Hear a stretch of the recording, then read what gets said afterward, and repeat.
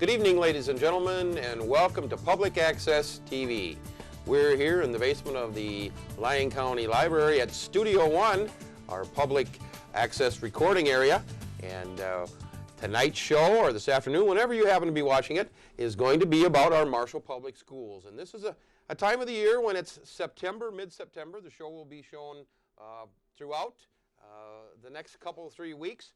And it'll be you'll be able to view us on Charter Channel 8, also Prairie Wave 35, that's Studio One programming, and also Tiger TV, one of our newer aspects of public access TV. You can watch Tiger TV on Charter Channel 19 and Prairie Wave 80. So we hope that you'll stick with us, enjoy the show, and continue to watch public access TV throughout the school year. As I earlier mentioned, this is our Marshall Public Schools show. And with me once again is our esteemed Superintendent of Marshall Public Schools, Mr. Clint Willard. Welcome.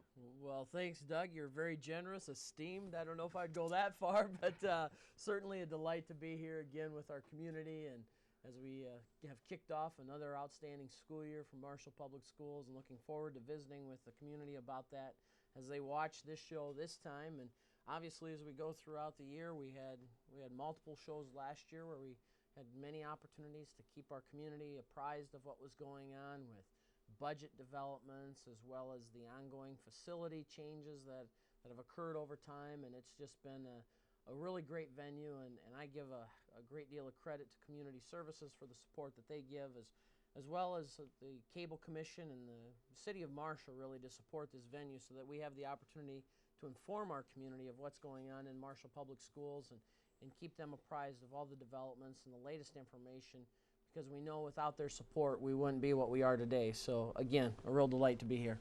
Thank you very much. And as we know, it's September here, beginning of the 2007-2008 school year, and each year for the past 3 years, and I think we've been doing this show for at least 2 or 3 years, there are always some new challenges, new things ahead as you begin the new year. And maybe we can get things started by saying, what are maybe some of the changes or challenges that we're facing this year? Well, there are quite a few, actually, when you look at challenges. But in terms of changes, you look at the last 3 years, and what's been really interesting is over the last 3 years there's been significant changes. We've had changes in terms of our facilities. Obviously, we've moved, I believe, 10 of our 13 grades throughout the process, and that's been a real interesting dynamic, and moving different buildings and bringing together different staff members and replacing some staff members, adding some staff members, all of those things that we've had to do because of those facility changes.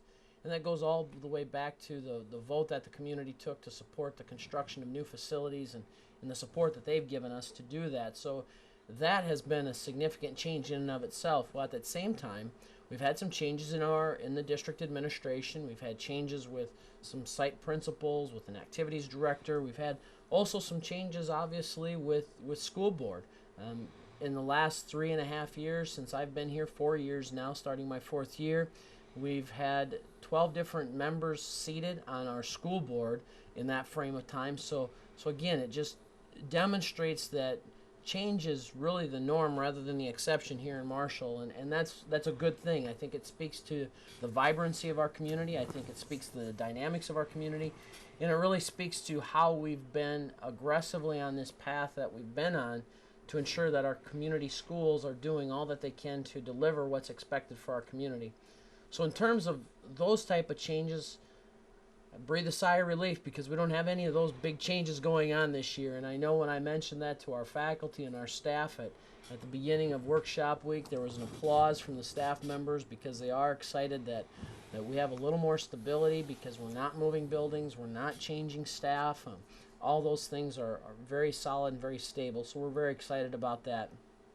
However, when you do look at what is going on in terms of changes or new initiatives this year, it really comes back to what we've talked about before on this show, and also what we've talked about in the community: continuous quality improvement. We're in the process right now working with the Minnesota Council of Quality, which is an organization in the state of Minnesota that utilizes the Baldrige Continuous Improvement Model and Framework to help organizations across the state, whether it's a business or a nonprofit organization, a school system, it really helps them analyze where they're at in terms of delivering quality based on the expectations of the customer, our listeners and observers, and our taxpayers and our constituents out there, as well as our students and our teachers, to see how well we're meeting their expectations.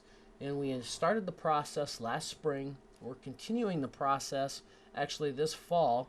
And on Monday, the 24th of September through Wednesday, the 26th of September, Marshall will be hosting, the Marshall Public Schools will be hosting a team of trained Baldrige examiners who will be coming into our system, analyzing through interviews and looking at data and information what our system is doing in terms of quality production and quality outputs. And then they'll provide us a feedback, and that feedback will come between 6 and 8 weeks after they're done with their assessment. And it's an opportunity for us to really gauge how well we're doing in terms of those quality measures. And when we talk about continuous quality improvement, that's a key component. So while we don't have any big structural changes or staffing changes taking place, that effort alone may serve as a springboard for some improvements that will occur in the months ahead based on the input and the feedback that we received from that process. So we're really excited about it. We're embracing it. And I think it just speaks to our community, again, the level of accountability that the school district holds itself to in terms of continuous quality improvement and delivering a product that our community has come to expect and really enjoy in terms of quality education for our students. Quality improvement, consistency are so key as our Marshall Public Schools continues to move forward, and as you mentioned, continually ongoing evaluations is all part of that. So that will be interesting to see the results, and we can probably talk about that maybe at our next show or a couple shows down the road to see how the results turn out. Yeah, I think that would be wise, because I think our community needs to be aware of the rigor of the process, one, and then the outcomes of the process, two, because we know that there's going to be what's called OFIs, OFI''S, opportunities for improvement out there. And again, it comes back to the fact that without community support, we're not going to be able to make the improvements that are necessary. And we know that we need the community support in order to realize those improvements and to continue to improve our school system. Because as the regional center here in southwestern Minnesota, we know that we have an obligation not only to the community, but to the broader region that our school district serves to provide a quality product. Because without quality school systems, it becomes much more difficult for communities to attract and retain young families and quality employees as businesses try to grow and sustain what they're doing as well. So it is a very important piece that we should talk about in future events. I think it's very relevant for the vision of Marshall and for the vision of many people that are in our leadership roles throughout the community. That's exciting, and of course, fall, September, of course, is always an exciting time. I mean, one of my favorite times of the year because there's so much activity going on, and indoors and outdoor programs. And of course, you know, when this past August, as our school calendars come out, it's always interesting to me, and I'm sure to our viewers, to kind of look through that school calendar and see kind of what's coming up each month. And I know that, you know, they get hung on those refrigerators or in the kitchen somewhere close, so people watch those. And I'm going to, you know, something that jumped at me right away, and I'm going to ask you about this, is that in the past couple of years, we've had late start Mondays.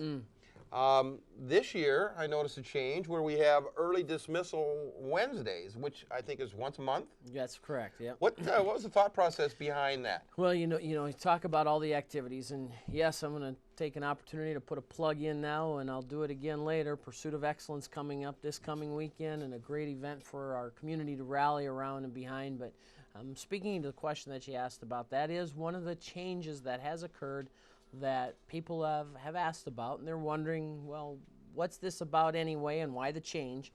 And we should certainly share a little bit about that with our community, because I think it's important that they're aware of first of all, why did the change occur? What is the rationale for the change? And the big question, what are the results? What's the outcomes here? Because that's what ultimately we're seeking.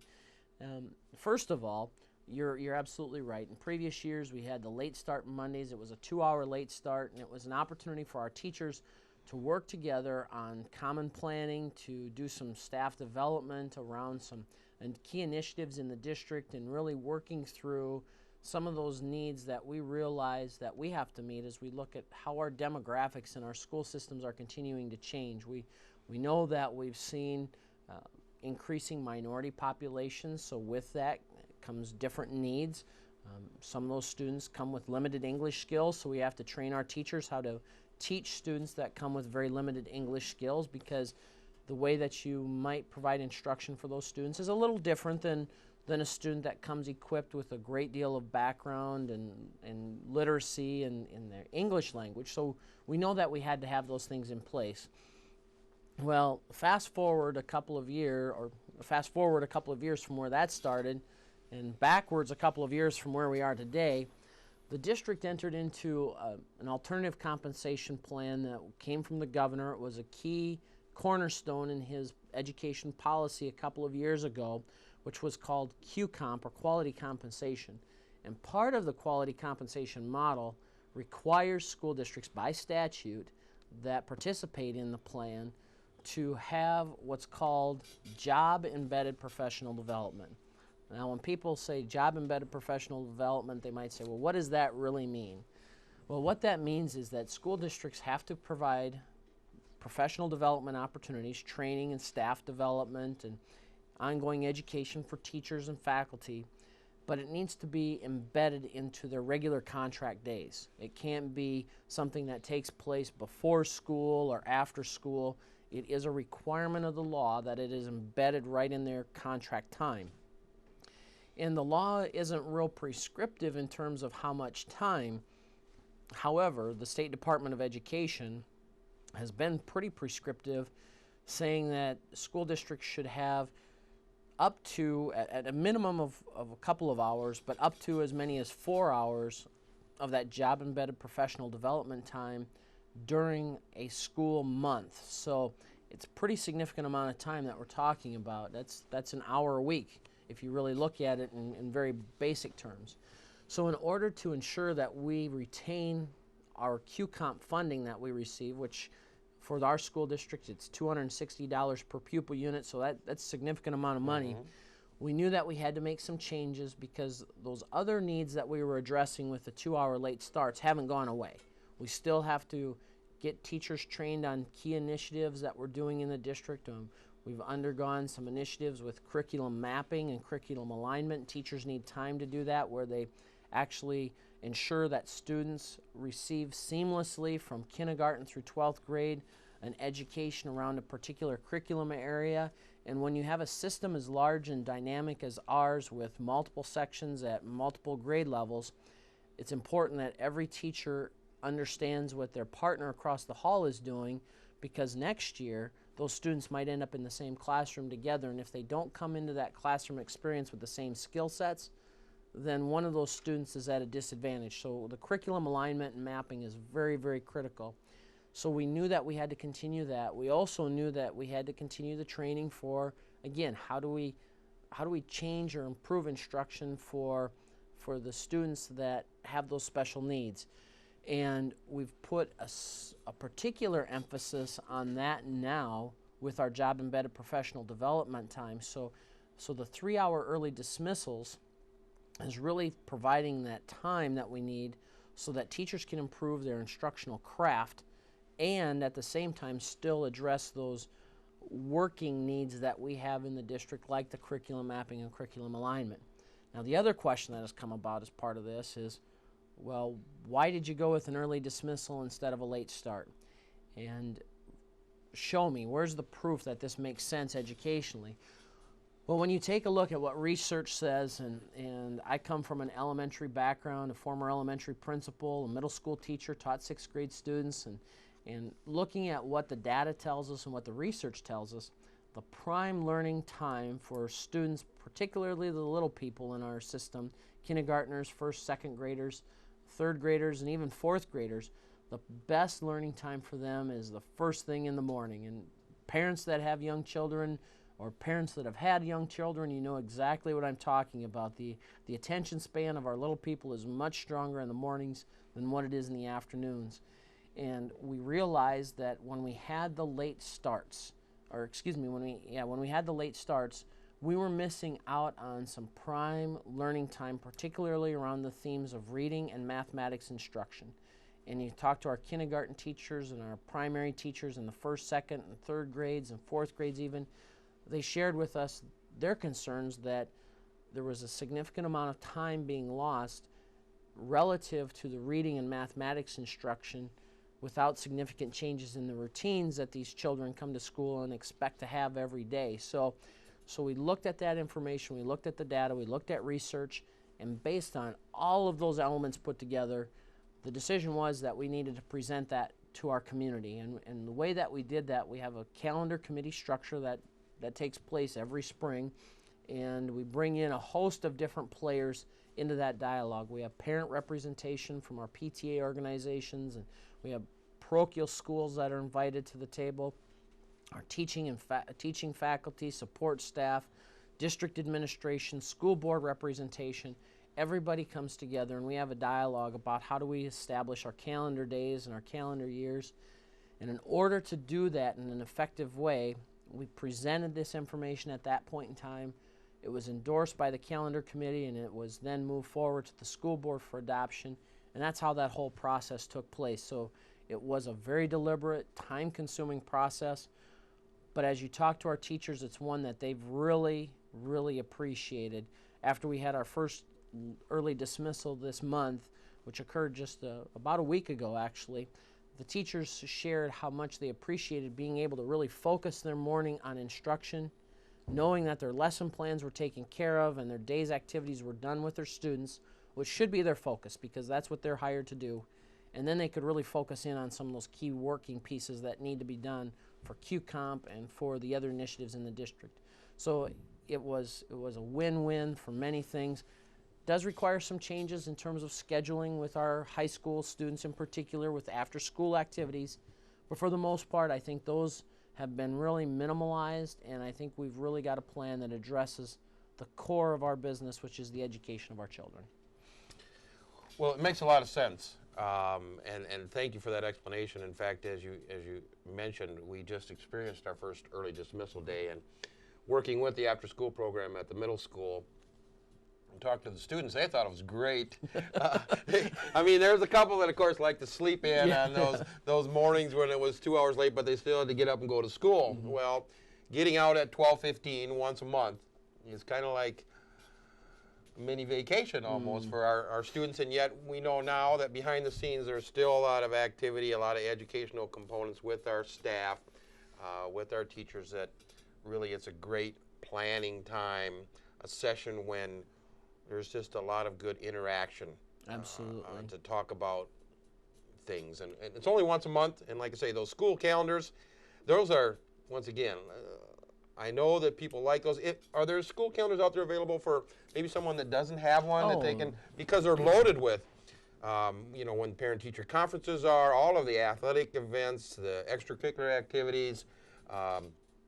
It's a way that I know our family plans their monthly schedule. Absolutely, and we know that there's a tremendous amount of pride here in Marshall. As you look on Friday nights or Thursday afternoons and evenings before games and activities, or Saturday at marching band events, there's a tremendous amount of orange and black out there, and I know my closet keeps filling up with orange and black, as do many people right now, and absolutely, people can pick those up from the district office or the high school office, and we'll be happy to give those in people's hands. The music boosters are the ones that really work hard to pull those things together, and a great credit to them and to their organization for doing what they do, because it is a great tool to keep our community informed of those events and those things that are happening. And again, I just one more thing that I'd like to go back to with the early dismissals, if I might. One of the other pieces that we've added to the early dismissal dialogue is something that we started last year just at the very beginning, but now we've really rolled up our sleeves and have it as a working function. And that's what's called a data warehouse. And a data warehouse is just what it is. It sounds like, a warehouse in traditional fashion is a very large building that stores a lot of boxes and materials and pieces of devices and those kinds of things. Well, what a data warehouse is, a large storage area, but it's web-based, and it has all of our student information on student assessments and courses, grades, and all of those things in one spot. So our teachers have that information right there at their fingertips in their classroom, so they can really come in and assess right away when school starts, which is the training that we had recently when we had the day where students weren't in session this week. On Monday, the 17th of September, where teachers were trained on how to use that tool. And we're really excited about it because that's going to help teachers become data-driven decision makers in their classrooms, where they can really use the information to make decisions on how they can best instruct students where they're at. Because again, we're in the game of student achievement, student proficiency, and this is a great tool to help teachers do that. So that's another exciting component of what we're doing, and we're real excited about the rollout of that and the work that we're doing with that. It only will help us improve our instruction for our students. That's exciting, and I think it's imperative that if you do have any questions or thoughts or want to share your thoughts with Marshall Public School administration, you can always call and make contact, because one of the things I know is that open door policy that our Marshall Public Schools has with its public is to try to keep everybody in the loop, updated on what's happening. And as I know our time is running a little short here, this is only a half-an-hour show, and our goal this fall is to maybe have more than one show a month if we can, because we would think that there's really some key issues, some important issues that you as the public need to know about our Marshall Public Schools. And as we wrap up this show here in late September, there are a couple other things you'd like to share before we cut her off for today? Yeah, there are. And as you look at talking about where we'll go into the future with informing our public, I think you hit the nail absolutely on the head when you look at what it is that we want to achieve with this, and that is to inform our public. We want our public to know what our schools are doing. We want to be very purposeful and intentional about getting information to them in a timely fashion, so that as the public develops their understanding and knowledge of what Marshall Public Schools does and how we do what we do, and solicit their support for the work that we're doing on behalf of the children of this community, the only way that they can render that support or provide that support is if they're informed and can make informed decisions for themselves about the work that's happening in Marshall Public Schools. So yes, we want to continue the dialogue, and the open door remains. People can contact the district office if they have questions or concerns, or just have an interest piece that they want to share with us, or if there's ideas that they say, boy, the public would really like to know about, they can let us know and give us that information so that we can respond to those interests and those needs that our community has. As you look down the road, obviously one of the key components that we really need to continue to put in front of our community and educate our community on is what's going to happen on November the 6th. We're going to be having in front of our community a referendum vote, an operating referendum vote, and it's going to be critical that our public understands what that really means. And we have some time before that November 6th vote.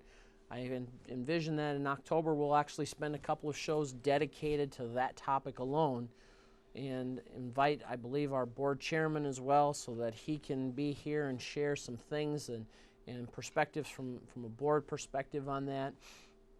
And we'll share with our community what that means to the district. I'm not going to tell people to vote yes. I'm not going to tell people to vote no. I'm going to tell people to get out and vote. And I will say that it's important that people exercise their right to vote, but we'll inform the public on what it is that they need to know so that they can make an informed decision about Marshall Public Schools and the support for the operating referendum.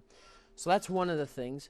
The other thing that I think our public will need to know some more information about are some developments that have occurred between the city and the school district about this little land transfer that's been talked about. Very exciting for the community when you talk about where we're seated right now today, which is the Lyon County Library. The land transfer that we're talking about would be the land transfer between the school district and the city of Marshall on some school property that's currently seated at the corner of Saratoga Street and C Street as the future site potentially for the library, for the new library. And that's very exciting, obviously, and our public would like to know some more information about that. So we'll be certain to keep our public informed about those developments and what's happening with that. and how that process is unfolding, because there have been some developments that have occurred. We've arrived at an agreement on what the parameters of the transfer would be. Now, once those parameters are met, then the transfer can occur. So that's real exciting for us as well. Another piece that we've talked quite a bit about too is how the district is working with others in the community. And I know that this morning, as we sit here, earlier this morning I was involved in a dialogue. I'm on a steering committee with many other community leaders around the concept of an amateur sports commission development here in Marshall. And we should inform our public about what that means for the Marshall Public Schools, what that means for the community, and really how that really supports the core mission that we have, which is ensuring that all of our students are successful in what they're doing. And we should inform our public about those developments as well. So those are some really big things that are out there. Obviously, as the year goes on, there'll be other developments that will occur that we'll keep our public informed about. And I also would encourage our public, as we sit here right now, to tune into Tiger TV. They're going to have a great opportunity to get some behind-the-scenes looks at what's going on in our classrooms, the outstanding work that our quality teachers continue to do on a daily basis on behalf of the students that we serve. And that's a great opportunity for our public to really see what their dollars do support here in Marshall Public Schools. So again, I encourage people to tune into Tiger TV and utilize that as a resource to see what's happening in our schools and the excitement that our students have and all the work that our students do around those productions as well. So it's going to be an exciting year. It really is. And we've said it before, I'll say it again, it's a great day to be a Tiger, and it's a lot of fun. You capped that off very well. And as Jess Nelson, our cable access coordinator behind the scenes, gives us the 3-minute deadline, Mark, we want to wrap up this particular show, our back to school show here in September of 2007.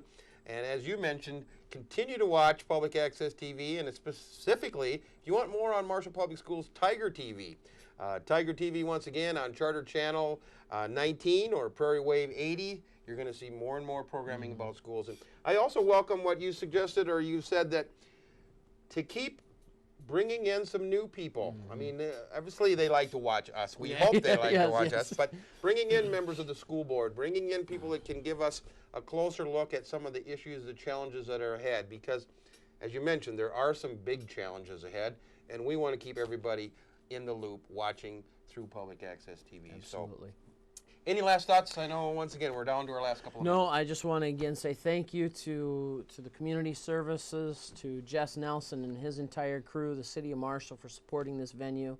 It's a great thing for our community, and it's a great way for our community to be informed not only about the public schools, but about all the things that are happening in Marshall, whether it's construction updates or events occurring in our public school systems, sporting activities, all of those things. It's a great way for people to really plug into the community and to be aware of what's occurring in their community and their school systems, because without their support, and I've said it before and I'll continue to say this, we wouldn't be what we are today. And for that, I want to say thank you to our listeners and those that are watching, and I just look forward to continuing the conversation in the months and weeks ahead as we share the story of Marshall Public Schools and the story of Marshall community. That's a great way to wrap up. So I think it's time to bring our show to a close. And on behalf of Marshall Public Schools Superintendent Mr. Clint Willert, thank you very much. My name is Doug Goodman from Marshall Community Services. We want to thank you once again for watching our show tonight. Keep watching, because there'll be many, many more shows. In fact, we're going to hopefully tape a couple shows every month, if not more, and keep you once again updated on what's happening with our Marshall Public Schools. All right, I think it's time to wrap up. We're at a half an hour. Thank you. Hope to see you soon. Good afternoon and good evening.